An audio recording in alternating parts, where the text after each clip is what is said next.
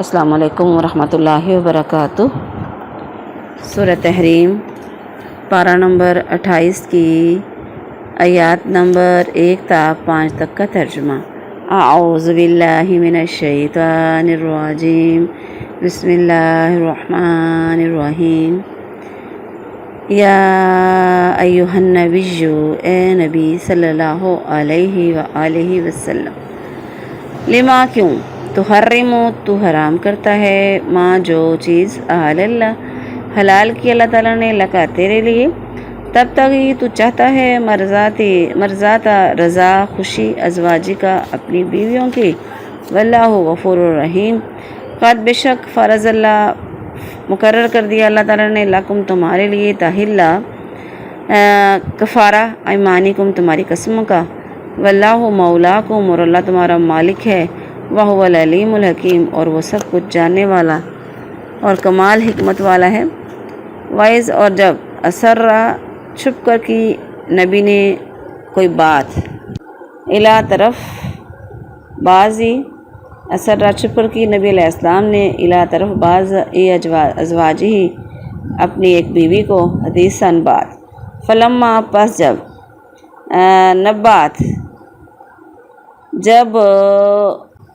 نبات ظاہر کر دی بھی اس کو،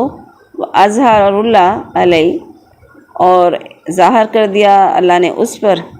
خبر دے دی اس کو جب اس پر اللہ نے ظاہر کر دیا، عرفا بازہ تو کچھ بات تو بتا دی جتلا دی، وعرضا انباز اور اعراض کیا کچھ سے، فلما پس جب نبا جب اسے بات بتائی بھی یہ بات جو تھی راز، قالت کہنے لگی، من انبا کا، من کس نے انبا کا بتائی تجھ کو، حاضہ یہ بات کس نے خبر دی، قالا فرمایا، نبانیہ بتایا مجھے، خبر دی مجھ کو، علیم اور خبیر نے، جو علم والا بھی ہے سب کچھ جاننے والا بھی ہے اور پوری طرح باخبر بھی ہے۔ ان اگر تتوبا اگر تم دونوں توبہ کرو، اللہ اللہ کی طرف، فقد پس بے شک، سغت مائل ہو گئے، قلوبکما تم دونوں کے دل، وَإِنْ اور اگر تظاہر علیہ اگر تم مدد کرو گی علیہ اس پر، فإن اللہ پس بے شک اللہ تعالیٰ، ہوا مولاہ وہی اس کا مولا ہے، اور جبرائیل علیہ السلام بھی مددگار ہے، وصالح المومنین اور نیک لوگ بھی، والملائکہ اور فرشتے بھی،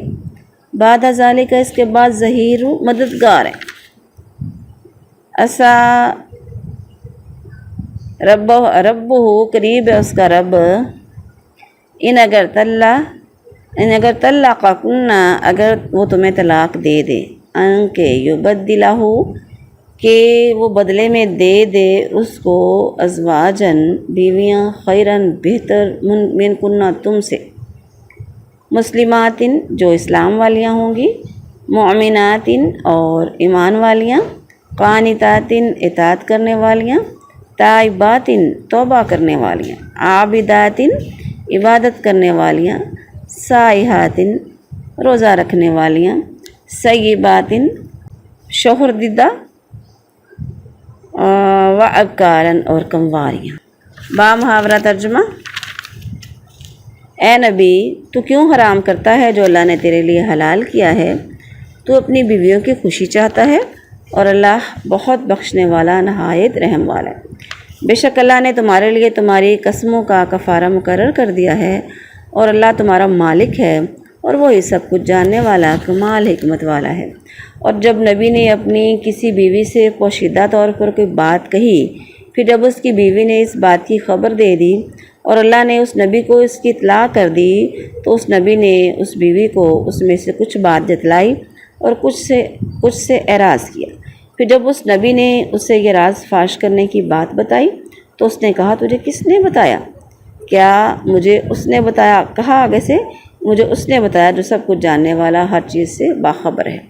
اگر تم دونوں اللہ کی طرف توبہ کرو تو یقیناً تمہارے دل مائل ہو گئے، اور اگر تم اس کے خلاف ایک دوسرے کی مدد کرو تو یقیناً اللہ خود اس کا مددگار ہے، اور جبرائیل علیہ السلام اور صالح مومن بھی، اور اس کے بعد تمام فرشتے بھی مددگار ہیں۔ اس کا رب قریب ہے اگر وہ تمہیں طلاق دے دے کہ تمہارے بدلے اس سے تم سے بہتر بیویاں دے دے، جو اسلام والیاں، ایمان والیاں، اطاعت کرنے والیاں، توبہ کرنے والیاں، عبادت کرنے والیاں، روزہ رکھنے والیاں ہوں، شوہر دیدہ بھی اور کنواریاں بھی ہوں۔ السلام علیکم ورحمۃ اللہ وبرکاتہ۔ سورہ تحریم پارہ نمبر 28 کی آیات نمبر 1 سے 5 کی تفسیر۔ اعوذ باللہ من الشیطان الرجیم، بسم اللہ الرحمن الرحیم۔ سورہ تحریم، تحریم کا معنی ہے حرام کر لینا۔ سورہ مدنی ہے اور 2 رکوع اور 12 اس کی آیات ہیں۔ شروع میں ہی سورت کے یا ایھا النبی لما تحرم، اے نبی تو کیوں حرام کرتا ہے جو چیز اللہ نے تیرے لیے حلال کی ہے، اور وہ چیز کیا تھی جو رسول اللہ صلی اللہ علیہ وآلہ وسلم نے اپنے اوپر حرام کی ہے، اور یہ آیات کیوں نازل ہوئیں، اس کے بارے میں ایک مشہور واقعہ ہے جو صحیح بخاری میں بھی اور مسلم میں بھی، صحیح مسلم دونوں میں یعنی نقل کیا ہوا، عائشہ رضی اللہ عنہ بیان کرتی ہیں، رسول اللہ صلی اللہ علیہ وآلہ وسلم زینب بنت جہش نبی علیہ السلام کی جو بیوی تھی، ان کے پاس شہد پیا کرتے تھے اور ان کے پاس ٹھہر جاتے، یعنی زیادہ ٹائم گزارتے۔ تو میں نے اور حفصہ نے آپس میں اس بات پر اتفاق کر لیا کہ آپ صلی اللہ علیہ وآلہ وسلم ہم میں سے جس کے پاس بھی آئیں وہ آپ سے یہ کہے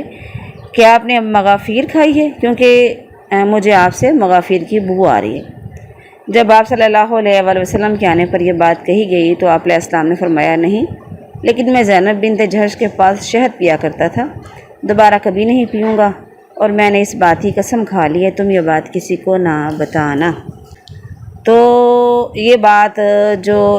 اس واقعہ پر جو اتری ہے نا، یہ آیت، اے نبی تو کیوں اپنے اوپر حرام کرتا ہے، تو اب اصل میں یہ جو مغافیر ہے نا، ایک بدبودار میٹھی گوند ہوتی ہے جو کہ آپ علیہ السلام کو اس کی بدبو کی وجہ سے آپ علیہ السلام اس کو پسند نہیں کرتے تھے، تو اس وجہ سے انہوں نے سوچا کہ اللہ کے نبی علیہ السلام پھر چھوڑ دیں گے۔ ایک اور واقعہ بھی ہے جو امام نسائی نے انس رضی اللہ عنہ سے بیان کیا ہے، دوسرا واقعہ نسائی کی کتاب میں موجود ہے۔ رسول اللہ صلی اللہ علیہ وآلہ وسلم کی ایک لونڈی تھی جس سے آپ صحبت کیا کرتے تھے، تو عائشہ رضی اللہ عنہ اور حفصہ رضی اللہ عنہ مسلسل آپ سے اصرار کرتی رہیں، حتیٰ کہ آپ نے اسے اپنے آپ پر حرام کر لیا، تو اللہ تعالیٰ نے یہ آیت نازل فرما دی۔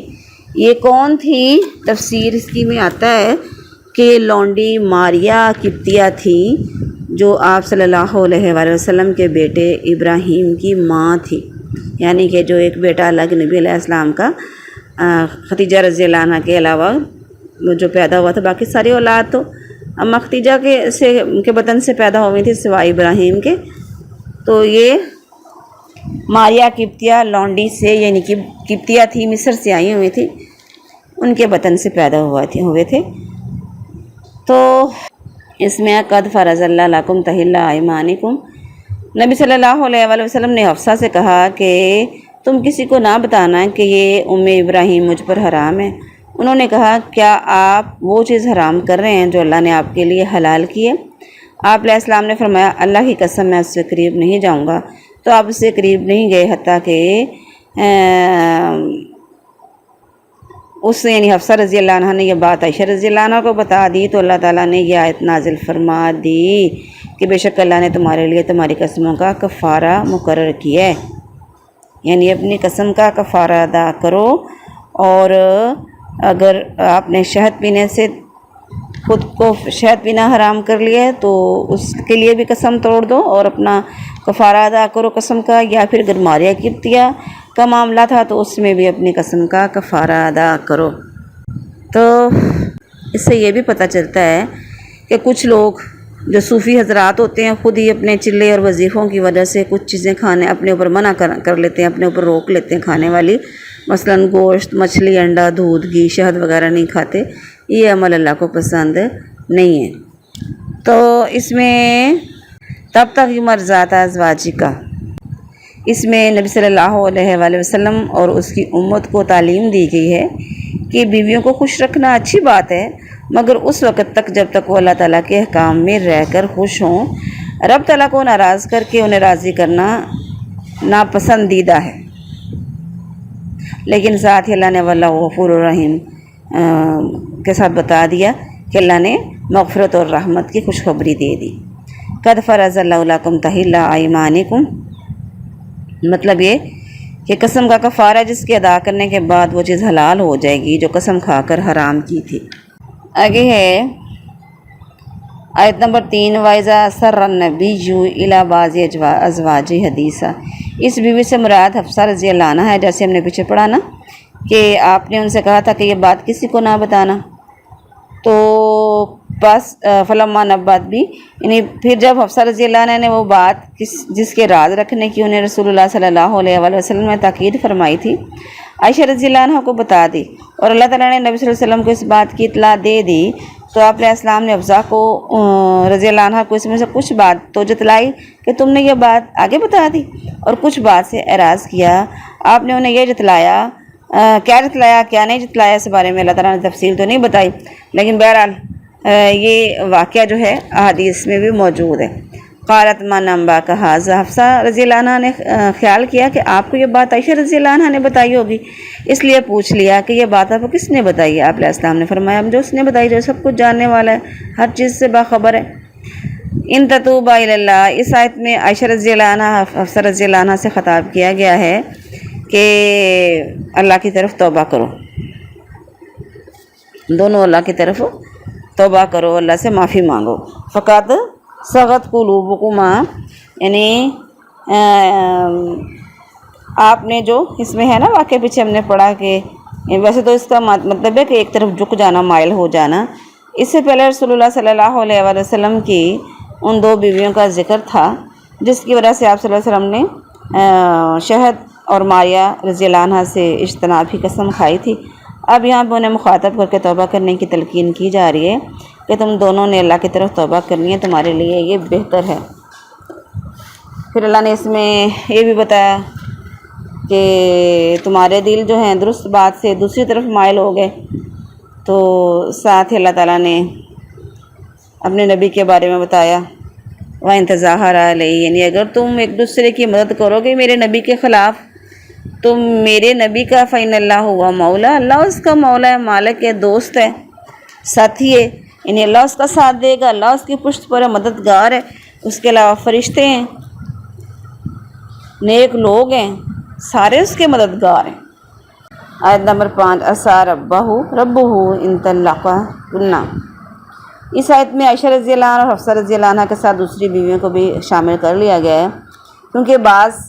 باتوں خاص طور پر خرچے میں اضافے کے مطالبے کے ساتھ انہوں نے بھی اللہ کے نبی صلی اللہ علیہ وسلم کو پریشان کیا تھا۔ آپ نے ایک ماہ کے لیے ان کے پاس ایک مہینہ نہ جانے کی قسم کھا لی، جس کے مکمل ہونے پر اللہ تعالیٰ نے آپ صلی اللہ علیہ وسلم کو حکم دیا کہ اپنی بیویوں کو اختیار دیں۔ حدیث میں آتا ہے نبی صلی اللہ علیہ وسلم کی بیویاں رشک اور رکابت میں آپ کے خلاف اکٹھی ہو گئیں، تو عمر رضی اللہ عنہ کہتے ہیں کہ میں نے ان سے کہا کہ اگر آپ صلی اللہ علیہ وسلم تمہیں طلاق دے دیں تو آپ کا رب قریب ہے کہ آپ صلی اللہ علیہ وسلم کو تم سے بہتر بیویاں دے دے، تو اس پر یہ آیت نازل ہوئی۔ ہاں، عبداللہ بن عباس بیان کرتے ہیں کہ مجھے عمر بن خطاب رضی اللہ عنہ نے کہا جب رسول اللہ صلی اللہ علیہ وآلہ وسلم نے اپنی بیویوں سے علیحدگی اختیار کی تو میں مسجد میں داخل ہوا، دیکھا کہ لوگ متفکر بیٹھے ہوئے کنکریوں کے ساتھ زمین پر نقطے بنا رہے ہیں اور کہہ رہے ہیں کہ رسول اللہ صلی اللہ علیہ وآلہ وسلم نے اپنی عورتوں کو طلاق دے دی ہے، اور یہ حجاب کا حکم نازل ہونے سے پہلے کی بات ہے۔ تو میں نے کہا میں آج ضرور یہ معلوم کر کے رہوں گا۔ خیر، عمر رضی اللہ عنہ نے اپنے عائشہ اور حفصہ کے پاس جانے اور انہیں نصیحت کا ذکر کیا۔ اس کے بعد فرمایا میں داخل ہوا تو دیکھا کہ رسول اللہ صلی اللہ علیہ وآلہ وسلم کا غلام جو ہے بالا خانے کی دہلیز پر موجود ہے، جس بالا خانے میں آپ علیہ السلام نے ایک مہینہ بیویوں سے علیحدہ رہ کر گزارا تھا۔ میں نے اسے آواز دی اور کہا اے رباح، میرے لیے رسول اللہ صلی اللہ علیہ وآلہ وسلم سے آپ کے پاس جانے کی اجازت مانگو۔ بالآخر اجازت جب مل گئی تو فرماتے ہیں کہ میں نے کہا یا رسول اللہ صلی اللہ علیہ وآلہ وسلم، آپ پر عورتوں کے معاملے میں کیا مشکل پیش آئے گی؟ اگر آپ نے انہیں طلاق دے دی ہے تو اللہ آپ کے ساتھ ہے، اور اس کے فرشتے اور جبرائیل اور میں اور ابو بکر تمام مومن آپ کے ساتھ ہیں۔ تو اور میں نے کم ہی کوئی بات کہی اور میں اللہ کی حمد و ثنا بیان کرتا ہوں، مگر یہ امید رکھی اللہ تعالیٰ میری بات کو سچا کر دے گا۔ تو اللہ تعالیٰ نے یہ آیت تخیر نازل کی کہ بیویوں کو اختیار دیا گیا کہ اللہ کے نبی کو چن لیں یا پھر دنیا کو چن لیں۔ اللہ نے یہاں پہ پھر وہ تعریف کی کہ کیسی کیسی عورتیں اللہ کے نبی کو مل سکتی ہیں۔ تو اس آیت میں رسول اللہ صلی اللہ علیہ وسلم کو آپ کی ازواج سے بہتر ازواج عطا کرنے کی امید اس شرط پر دلائی تھی کہ آپ موجودہ بیویوں کو طلاق دے دیں، مگر نہ آپ صلی اللہ علیہ وسلم نے انہیں طلاق دی اور نہ اللہ تعالیٰ نے ان کو بہتر بیویاں آپ کو دیں، بلکہ انہیں کو بہتر ہونے کا اور دنیا اور آخرت میں آپ صلی اللہ علیہ وسلم کی ازواج رہنے کا شرف بھی عطا فرما دی۔ حدیث میں آتا ہے کہ نبی علیہ السلام نے فرمایا عورت سے 4 چیزوں کی وجہ سے نکاح کیا جاتا ہے، اس کے مال کی وجہ سے، اس کی حسب و نسب کی وجہ سے، اس کی خوبصورتی کی وجہ سے، یا اس کے دین کی وجہ سے۔ تو دین والی عورت کے ساتھ نکاح میں کامیابی حاصل کرو۔ وَمَا عَلَيَّ إِلَّا الْبَلَاغُ الْمُبِينُ۔